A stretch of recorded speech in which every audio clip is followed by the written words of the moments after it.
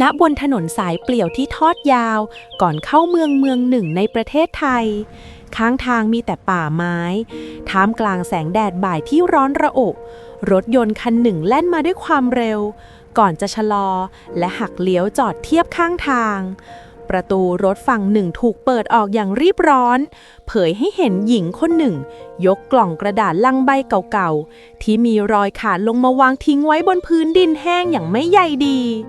ไม่มีการบอกลาไม่มีแม้แต่ความอาลัยอาวรณ์หรือสัมผัสแห่งความเมตตาเสียงประตูปิดลงตามมาด้วยเสียงเครื่องยนต์ที่เร่งเครื่องห่างออกไปอย่างรวดเร็ว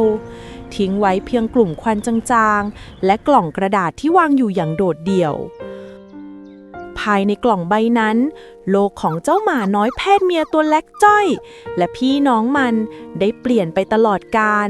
แรงกระแทกจากการวางกล่องทำให้ร่างเล็กๆของพวกมันกลิ้งไปชนกันความสับสนเริ่มก่อตัวขึ้นในหัวใจดวงน้อย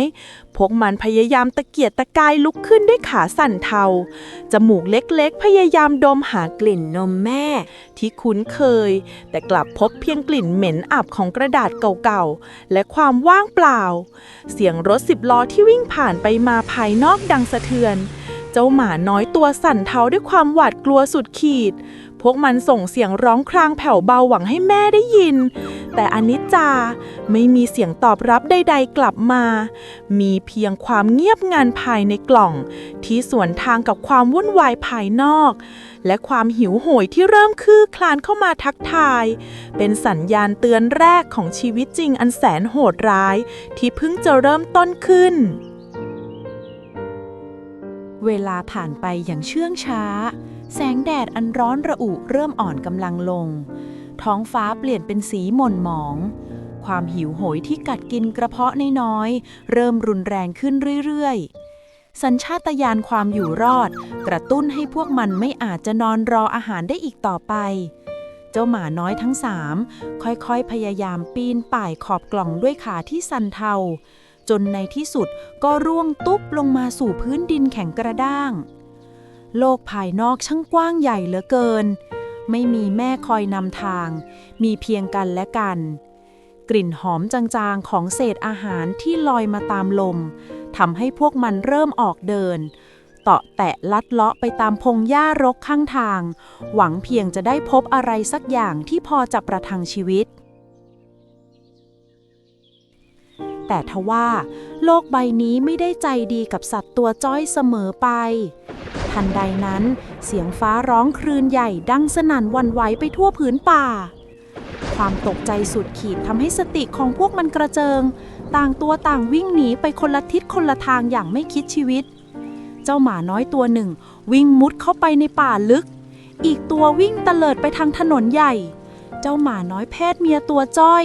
วิ่งสะดุดรากไม้กลิ้งหลุนๆตกลงไปในร่องน้ำแห้งขอดข้างทางเมื่อเสียงทุกอย่างสงบลงเหลือเพียงเสียงลมพัดใบไม้ไหวมันค่อยๆโผล่หัวขึ้นมามองหาพี่น้องอย่างมีความหวังอีดอีดมันส่งเสียงเรียกหาแต่กลับไร้ซึ่งเงาของพี่น้องร่วมสายเลือดความพลัดพรากครั้งแรกในชีวิตได้เกิดขึ้นแล้วโดยที่มันยังไม่ทันได้เตรียมใจหลายวันผ่านไปกับการเดินอย่างไร้จุดหมายมันต้องเรียนรู้ที่จะหลบซ่อนตัวตามพุ่มไม้เมื่อได้ยินเสียงคนและต้องกินน้ำขังตามหลุมบ่อเพื่อประทังชีวิตความหิวโหยกลายเป็นเพื่อนสนิทที่คอยตอกย้ำความเจ็บปวดในท้องทุกย่างก้าว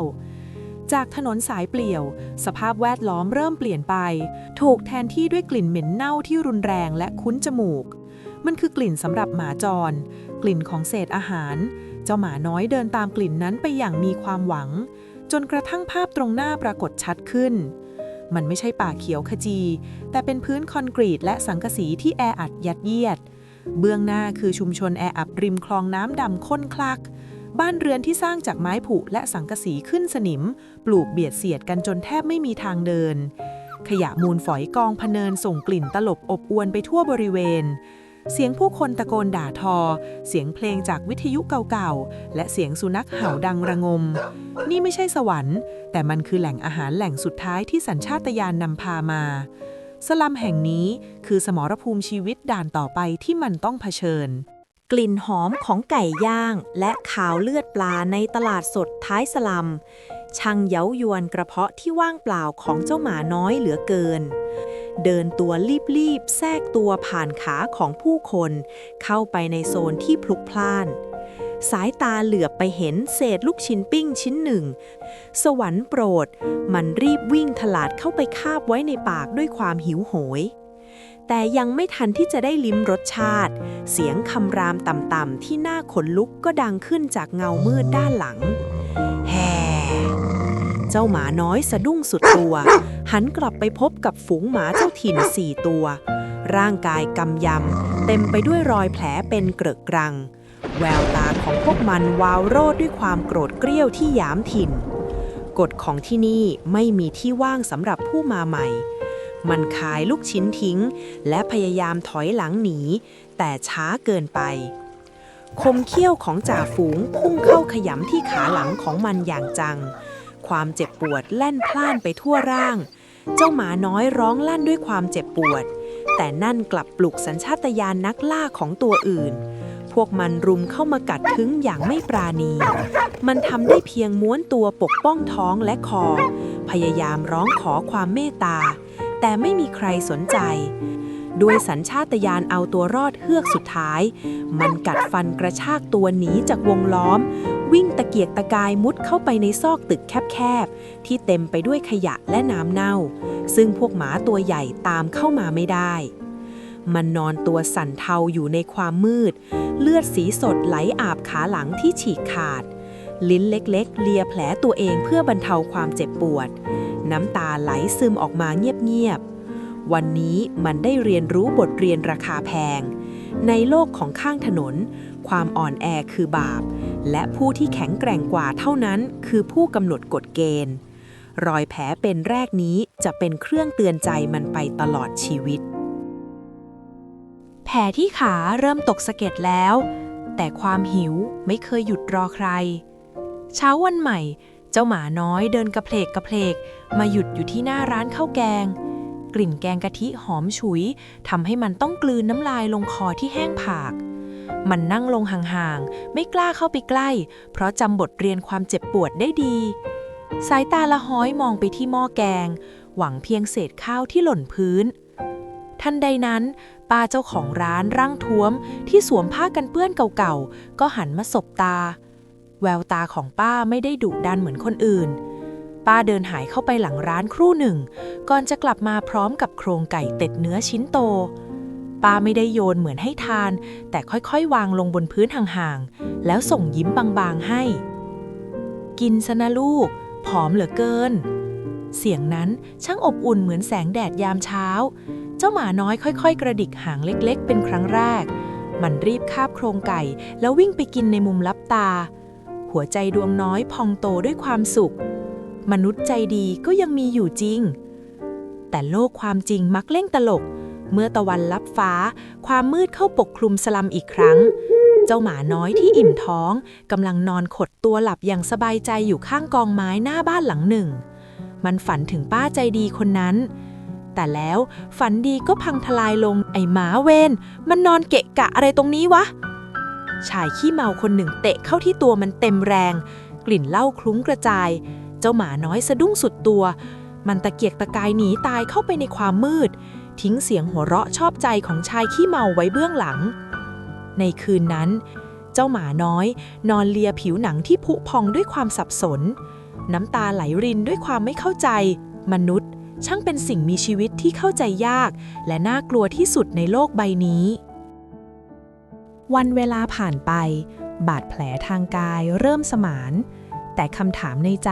ยังคงดังขึ้นทุกครั้งที่เห็นความแตกต่างวันหนึ่งเจ้าหมาเดินลัดเลาะมาถึงหมู่บ้านจัดสรรที่เงียบสงบมันหยุดยืนมองผ่านรั้วเหล็กดัดของบ้านหลังใหญ่หลังหนึ่งภาพที่เห็นคือสุนัขพันธุ์โกลเด้นขนสีทองเป็นประกายกำลังก้มหน้ากินอาหารเม็ดในชามใบสวยอย่างอร่อยโดยมีเจ้าของคอยลูบหัวด้วยความเอ็นดูเจ้าหมามองดูตัวเองขนที่สากและเต็มไปด้วยฝุ่นร่างกายที่ผอมโซและท้องที่ร้องประท้วงด้วยความหิว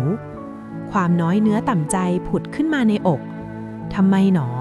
ทำไมโชคชะตาถึงลำเอียงขนาดนี้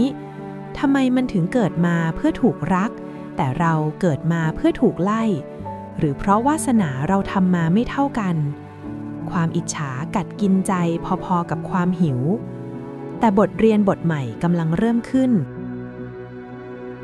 เจ้าหมาจรจัดถอนหายใจเบาๆมันหันหลังกลับเดินมุ่งหน้าสู่ถนนข้างทางแม้มื้อนี้มันจะยังไม่มีอะไรตกถึงท้องแต่อย่างน้อยขาของมันก็ยังเป็นอิสระมันได้เรียนรู้แล้วว่าทุกชีวิตต่างมีความทุกข์ในแบบของตัวเองหมาในรั้วทุกข์เพราะการรอคอย